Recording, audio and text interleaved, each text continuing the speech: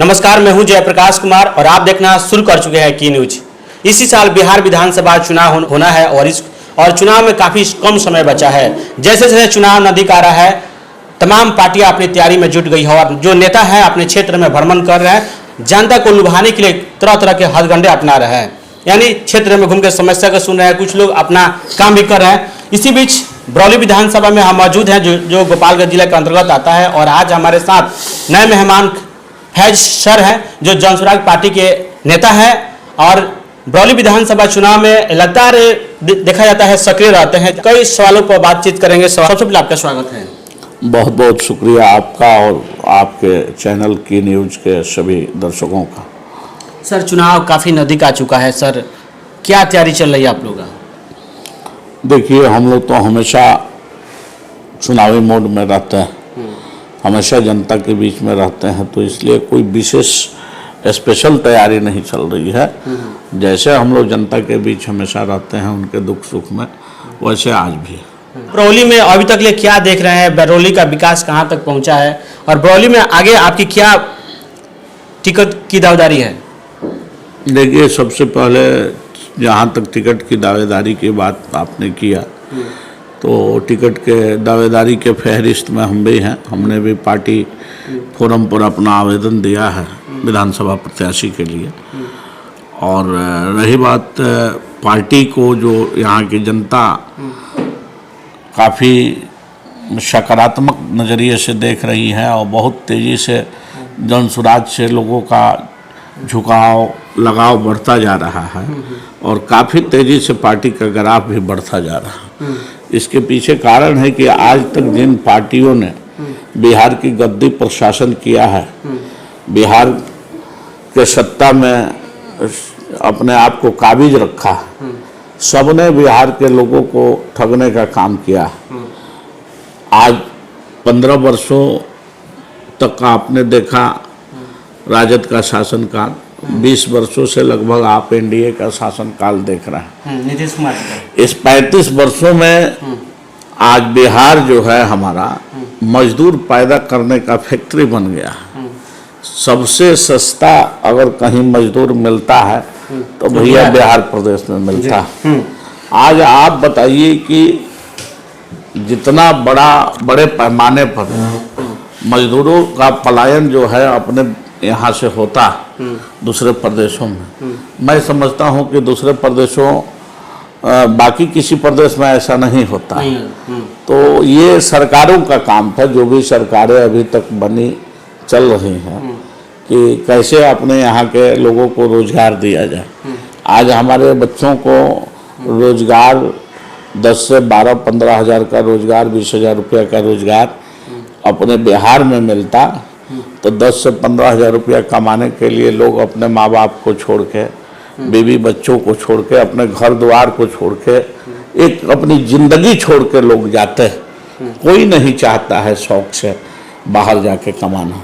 कहीं ना कहीं यहाँ सरकारें विफल है अपने प्रदेश के लोगों को रोजगार दिलाने में, रोजगार देने में, जिसके कारण से लोग जाते हैं। और मिलता क्या है हमारे लोगों को? तो गाली सुनने को मिलता है कि बिहारी, नीच दृष्टि से देखा जाता है। अभी आप महाराष्ट्र की स्थिति देखिए, जिसको मराठी बोलने नहीं आ रहा है, जितने भी हिंदी भाषी लोग हैं, बिहारी लोग हैं, उन लोगों के साथ क्या अत्याचार हो रहा है, क्या दुराचार हो रहा है। लात जूता से मारा जा रहा है, थूक के चटवाया जा रहा है, पैर पर गिरवाया जा रहा है।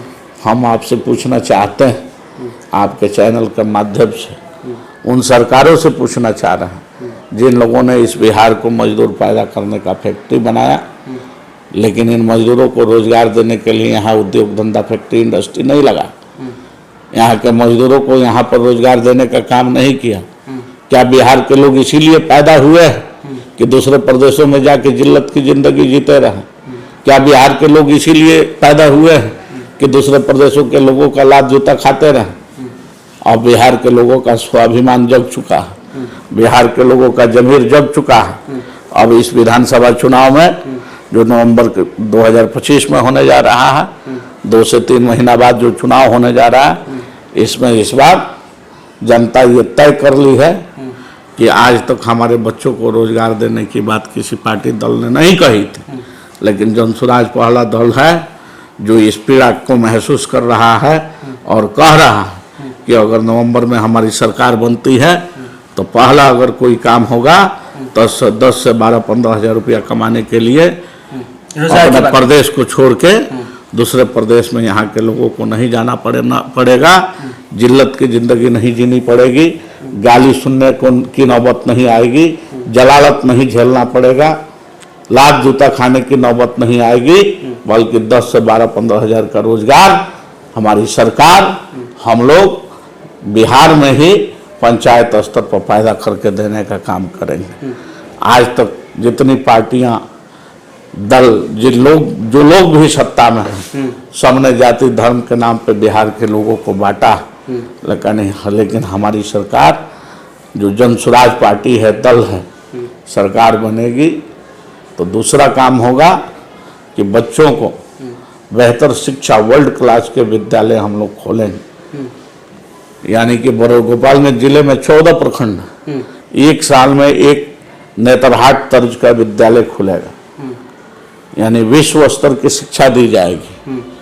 आज हमारे बच्चों के हाथ में कटोरा थमा दिया है सरकार ने, शिक्षा के नाम पर, क्वालिटी एजुकेशन के नाम पर कुछ नहीं है। बच्चे बिल्कुल डिग्री तो ले रहे हैं, लेकिन फिर भी मजदूर ही बन के रह जा रहे हैं।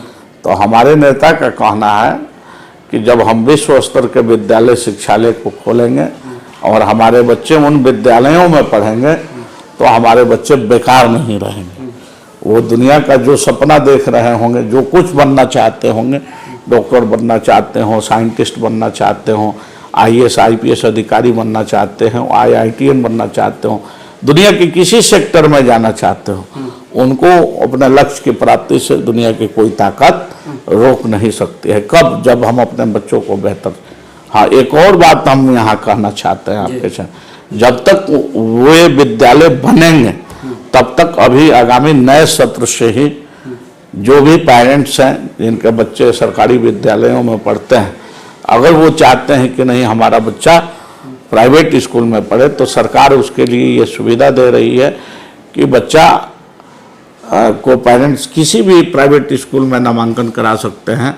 उसका सारा फीस फाइन उस समय तक सरकार भरने का काम करेगी जब तक कि नेतरहाट तर्ज का विद्यालय खुल के स्थापित नहीं।